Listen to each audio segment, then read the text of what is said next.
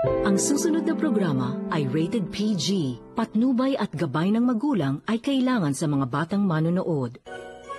Face to Face is brought to you by Ever Bilena, Beauty in You.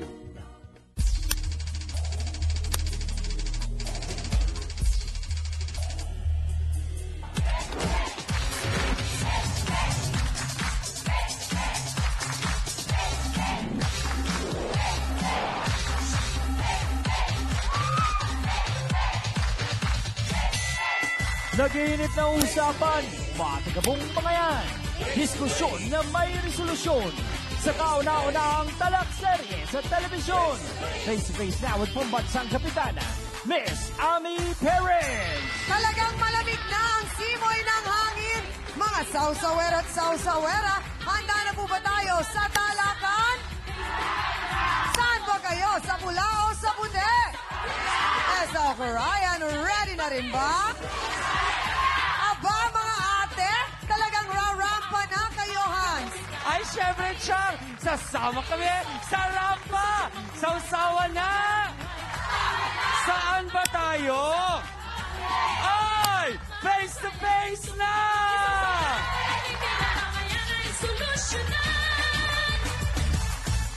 Face to face. Sinong sisita mo? Face to face. Sinong ngingiti? Face to face. Ang mga problema? Face to face. Pag talikuran, harapin mo. Face to face. Let the countdown begin, mga kapatid. Sabay-sabay tayo mag-cheers at sumigaw ng wow! Parang isang paputok lang ang lakas, pero paalala lang, mga kapatid, ha? Mas mainam po kung gagamit tayo na lang ng torotot, o kaya magpatugtog na lang kayo ng malakas, o kaya naman kumuha kayo ng mga palanggana. At syempre mga kaldero, at yun na lang ang kalampagin natin para safe na safe tayo ngayong New Year. At may pahabol kaming regalo sa inyo. Isa itong malaking pasabog na siguradong pag-uusapan ng buong bayan. Abay, hindi nyo dapat palampasin. Pero kung ano ito, pakatutukan niyo po yan mamaya. O teka, bago tayo mag-celebrate, batiin ko lang muna ang ating mga online sausawero at sausawera. Ito kay Baby Nita Cortez Ortalisa. Hi, Chang Ami, ang lakas po ng F2F dito sa Dubai. Araw-araw naming pinapanood ng pamilya ko. Lahat ng kwento ay kapupulutan po talaga ng aral. Ang galing ng trio Tagapayo at nakakatuwa si Hans. At lalo ka na Chang Ami na laging pretty. Uy, salamat po. Mananawagan lang ako sa pamilya ko sa Samal Island sa Davao na 50 years ko na pong hindi nakikita ang Cortez family. Sana po makita ko naman ang nanay at mga kapatid ko.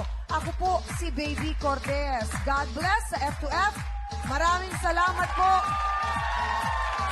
Nako, Ate Baby Nenita, for sure, nakatutok ang iyong mga kamag-anakan sa Samal Island dyan sa Davao. Abay, binabati po kayo ng isang malaking huwaw at kamusta ni Ate Baby at sana po'y maging maganda ang inyong bagong taon. At sana nga, balang araw magkita kayo at magkaroon kayo ng isang napakalaki at napakasayang reunion. Mga kapatid, ako pa rin po siyempre ang inyong pambansang kapitana na kailanman ay hindi magsasawang magpaalala na kung may problema ka, harapin mo, pag-usapan natin yan. At eto na, abay dapat kapag bagong taon, salo-salo together ang lahat. Hindi ba, Hans Martel, nakahanda na ba ang polka dot mong outfit? Naku, Chang, nag-ready na ako isang buong set. Pagmula pantaas hanggang pambaba. Polka dots, para sabi nga, swerte. Para tuloy-tuloy, hindi ba? At syempre, tuloy-tuloy ang swerte natin dahil araw-araw tayong pinagpapala nitong tatlo nating kasama.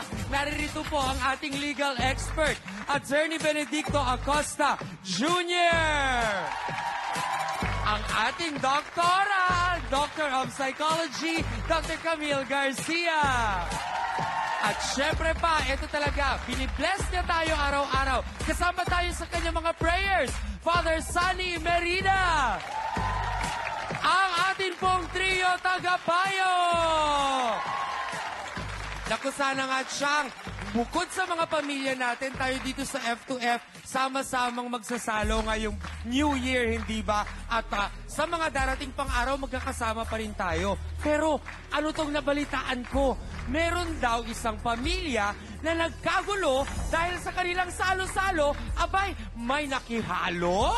Sa bagong taon na darating, isang family ang dumadaing. Padre de pamilya raw nila ay may iba. Itinira pa sa bahay nila kasama ang unang pamilya niya. Bagong taon pero bakit dating gulo? Ito po ang ating face-to-face issue of the day. Paano kung may iba pang nakikihalubilo? Sino ba ang nakikigulo? Araw-araw, wala nang ginawa kundi maglaya siya. Hindi umuwi ng ilang araw, pinunta lagi sa babae niya. Mainit ang ulo niya. Sa akin, kami nagkakasundo. Talagang pag-ibig hindi siguro maiwasan. Lumayas na sa pamamahay namin. Talagang ayaw ko na sa'yo. Ayaw ng lola ko ng ganyan.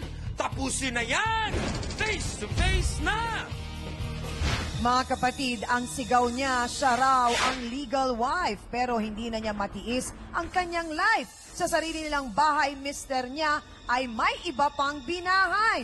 Oh no! Sana raw ngayong New Year, magbago na ang kanyang mister. Para alamin natin ang buong kwento, narito si Ate Elsa Postrado. Pasok!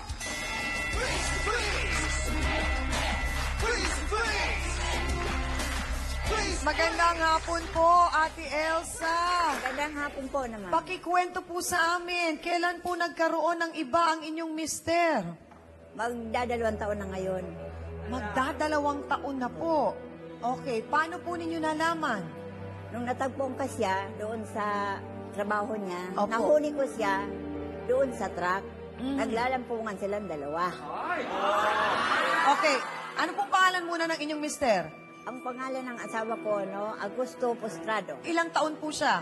Mga 50. Kayo po ay kasal? Kasal po. Okay po. May mga anak po? Mayroon. Ilan po? 3. Ang Okay. panganay ko, ang pangalan Irene.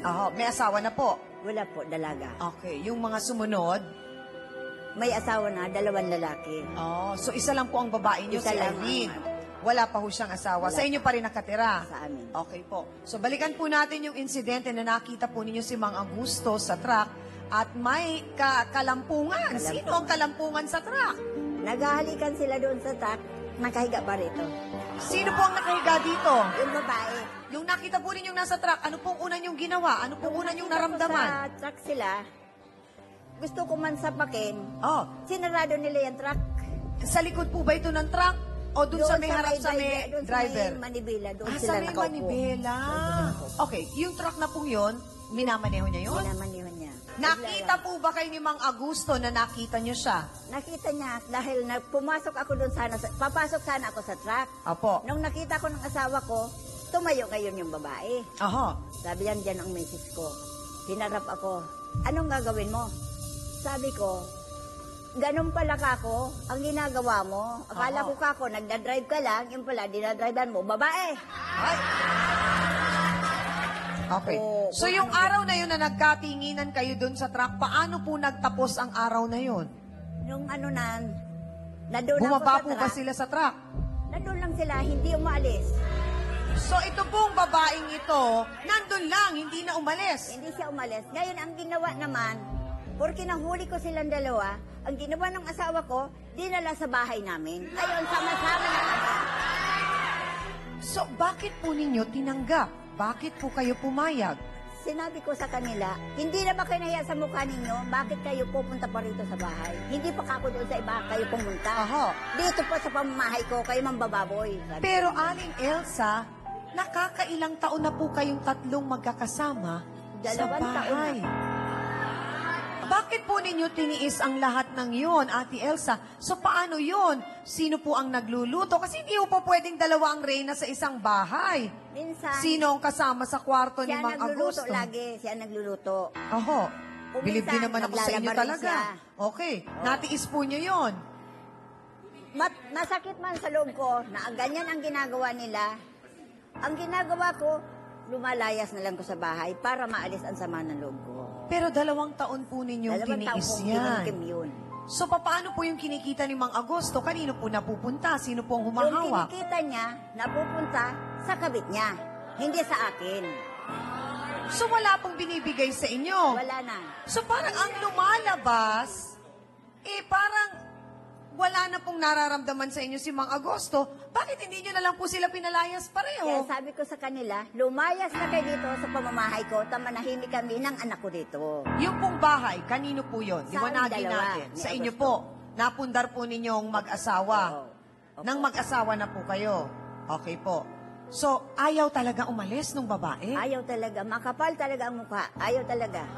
Mahal ko ang asawa mo. Sabi niya ganun. Nagawa nyo na pong pakiusapan. Pinakiusapan ko na sabi ko, Okay. sana naman, intindihin mo, may pamilya ko, Oo. may pamilya ka rin kako. Oo. Ngayon, maganda ko, dahil pinakasalan ako, ikaw kabit ka lang. So, hanggang ngayon, doon pa rin sila nakatira? Doon pa rin hanggang ngayon, hindi umaalis. Naku naman, bakit ganyan?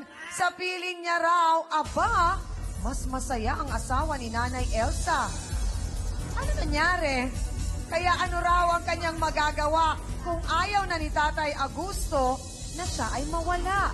Hindi raw siya papayag na sa medianoche ay maetsapuera siya. Aba naman, narito si Aling Erlinda Sono. Pasok!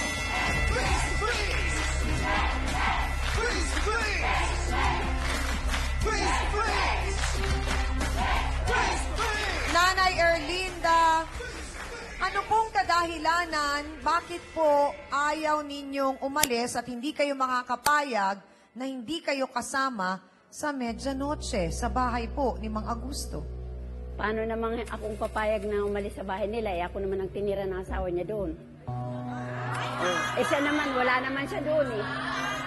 Wala po siya doon? Wala po naman yan sa bahay niya, ma'am. Sinungaling! Nandun po bakit sa po bahay yun? niya yan. Ay, sa lalaki niya eh. Nandalalaki yan eh. May kabit yan, ma'am. May kabit siya. Hindi mo masasabi. Pero Sinungaling. diretso ang tanong, Ali Erlinda, gaano katotoo na sinabihan ninyo na mas maganda kayo kaysa kay Ate Elsa at siya ay pangit kaya siya iniwan ni Mang Agosto? Talaga po naman eh. Pangit naman siya talaga. At bakit ka? Mas maganda naman ako. Ay, sandali lang! Ang isinisigaw po ng damdamin naman ni Aling Erlinda ang mapapakinggan natin. At ano nga ba ang dahilan niya? Bakit hanggang ngayon doon pa rin siya nakatira sa pagbabalik po ng face-to-face? Sandali lang! Sayang ang mga glamorosang mukha ninyo. Kung tuturusin lang po, maraming nanliligaw sa Oo. akin. Pero ayaw ko po. Yun naman pala! Tumabas din. So anong nagustuhan po ninyo kay Mang Agosto? Dahil kaya gusto ko lang po nakikita yung isang tunay na pagmamahal ng asawa.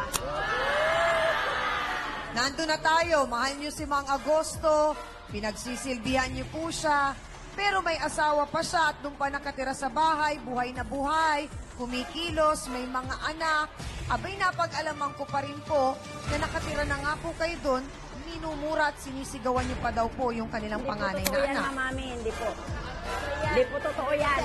Dahil ako po, may pinag-aralan naman akong tao. Marunong po ako magrespeto.